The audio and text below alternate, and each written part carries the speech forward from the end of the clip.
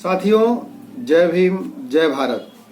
पूरे देश में सरकार के द्वारा यह प्रचार किया जा रहा है कि जो CAA कानून है ये नागरिकता देने का है। मैं बोलता हूं कि यह CAA कानून है ये नागरिकता देने का नहीं, नागरिकता लेने का है।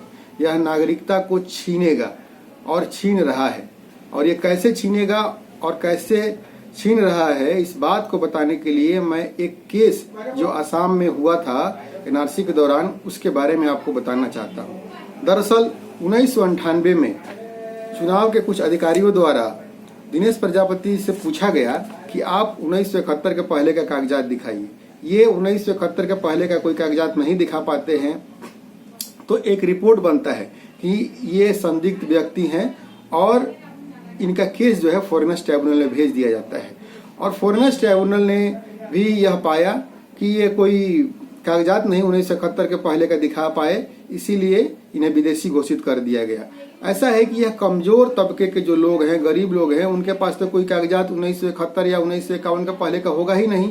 तो ये जाहिर सा बात है कि ये कागज के जरिए ये अपनी नागरिकता साबित नहीं कर पाएंगे, और इसी का फायदा शासन और प्रशासन के द्वारा उठाया जाएगा और जबरदस्ती उन्हें विदेशी बना दिया जाएगा। जैसा कि 1998 में यह दिनेश प्रजापति के मामले में एक रिपोर्ट बनाया गया, और इस रिपोर्ट में ये देखिए, ये स्पष्ट तौर पे लिखा गया है कि इनके पास कोई कागजात नहीं होने के चलते इन्हें संदिग्ध माना गया, और संदिग्ध मानते हुए इनका केस फॉरेनर्स ट्राइब्यूनल में भेज दिया गया, और फॉरेनर्स ट्राइब्यूनल ने भी इन्हें विदेशी घोषित करके इन्हें विदेशी बना दिया। इसके बाद इनका मामला गुवाहाटी हाई कोर्ट में पहुंचा। गुवाहाटी हाई कोर्ट 2018 जब ये हिरासत में ले लिए गए तो 2018 में आवेदन लगाया गया इनके रिहाई का। मैं ये जो रीट पिटीशन जिसमें इनके रिहाई का आवेदन लगाया गया, उस रीट पिटीशन का नंबर आप सभी को मैं बता देना चाहता हूँ, 4010/2018। यह जो जजमेंट है, यह जजमेंट गुवाहाटी हाई कोर्ट के पोर्टल पर शायद उपलब्ध होगा, आप लोगों को वहां मिल जाएगा। तो गुवाहाटी हाई कोर्ट ने स्पष्ट तौर पर यह कहा कि ये कोई अपनी नागरिकता साबित नहीं कर पाए कोई कागजात के जरिए, इसलिए इन्हें विदेशी माना जाए। और विदेशी मानते हुए हाईकोर्ट ने निर्देश दिया कि ये अपना नाम विदेशियों के रजिस्टर में दर्ज करवाएं और 10 साल के लिए इनकी नागरिकता छीन ली जाए, और इनका जो नाम है लोकसभा और विधानसभा के जो मतदाता सूची में है उनमें से काट दिया जाए। तो अब ऐसा हुआ कि ये दिनेश प्रजापति को अपना नाम जो है विदेशियों के रजिस्टर में लिखवाना पड़ा, और विदेशियों के रजिस्टर में लिखवाने के बाद 10 साल के लिए इनकी नागरिकता छीन ली गई। इनका नाम जो है लोकसभा और विधानसभा के मतदाता सूची से भी काट दिया गया। तो ये 10 साल के लिए इनकी नागरिकता छीन ली गई। अब जो ये 10 साल के बाद इनको नागरिकता मिलेगी, यह जो नियम है, यह नियम जिसको हम कहते हैं प्रोसेस ऑफ नेचुरलाइजेशन, यह जो नेचुरलाइजेशन के जरिए 10 साल के बाद इनको नागरिकता मिलेगी, यह सिटीजनशिप एक्ट में 3rd शेड्यूल में आपको मिल जाएगा, सेक्शन 6 में आपको यह मिल जाएगा।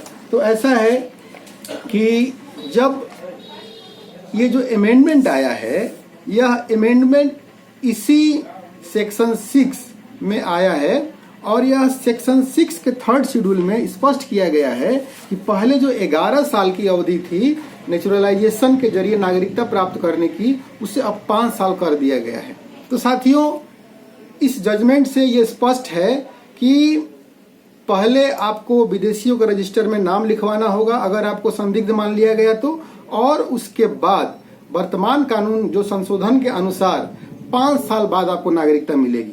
क्योंकि दिनेश प्रजापति के केस में ये तो केस 1998 से चल रहा है। 1998 में इनकी उपस्थिति तो सरकारी कागज में ही दर्ज है, और 2018 में जजमेंट आता है और ये कहा जाता है कि ये अपना नाम विदेशियों के रजिस्टर में लिखवाएं और 10 साल के बाद इनको नागरिकता मिलेगी।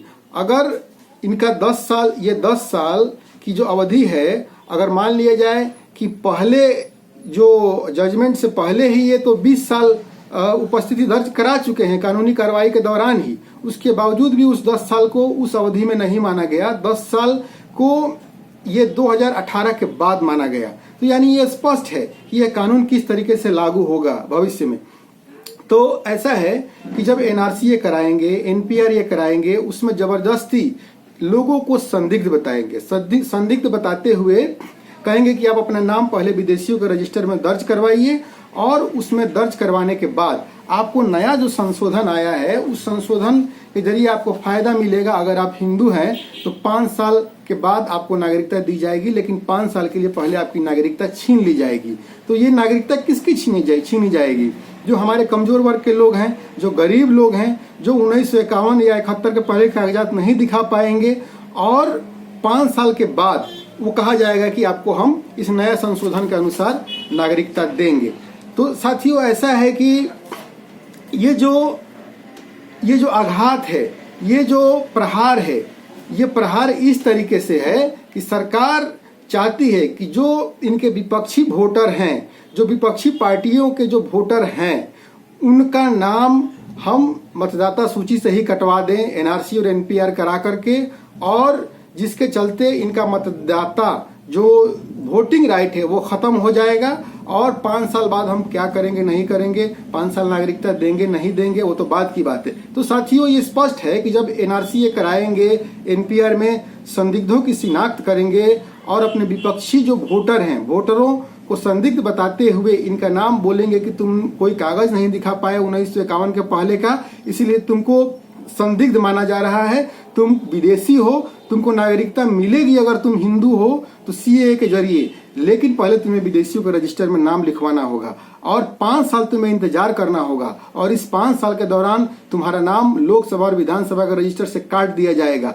5 साल के बाद तुमको नागरिकता दी जाएगी। और ये बोल रहे हैं कि मुसलमानों को तो हम देंगे ही नहीं। तो साथियों, यह षड्यंत्र है। यह षड्यंत्र जो है विपक्षी वोटरों को, विपक्षी पार्टियों के वोटरों को डरा के रखने के लिए कि अगर आप हमें वोट नहीं दीजिएगा तो आपका नाम हम काट देंगे, आपका मतदाता का जो अधिकार है वह छीन लेंगे। तो साथियों, यह साबित हो रहा है कि जो सीएए जो कानून है, यह कानून लोगों को नागरिकता देगा नहीं, लोगों की नागरिकता छीनेगा।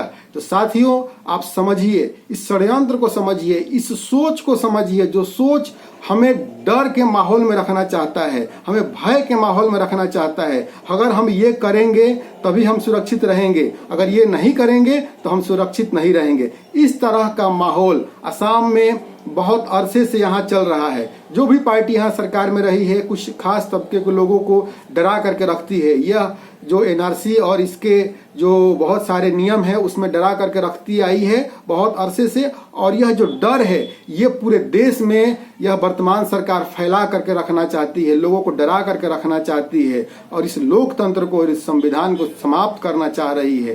साथियों, यह जो सीएए कानून है और एनआरसी और एनपीआर, यह तीनों भारत के नागरिकों के खिलाफ एक षड्यंत्र है और इसके लिए आप सभी को एकजुट होकर के इसका मुकाबला करना होगा, इसका विरोध करना होगा। मैं फिर से दोहरा रहा हूं कि सीएए जो कानून है, यह कानून नागरिकता देने का नहीं, ये नागरिकता छीनने का कानून है, लेने का कानून है। मैं उम्मीद करता हूं कि मेरी बात आप समझे होंगे। जय भीम, जय भारत, धन्यवाद।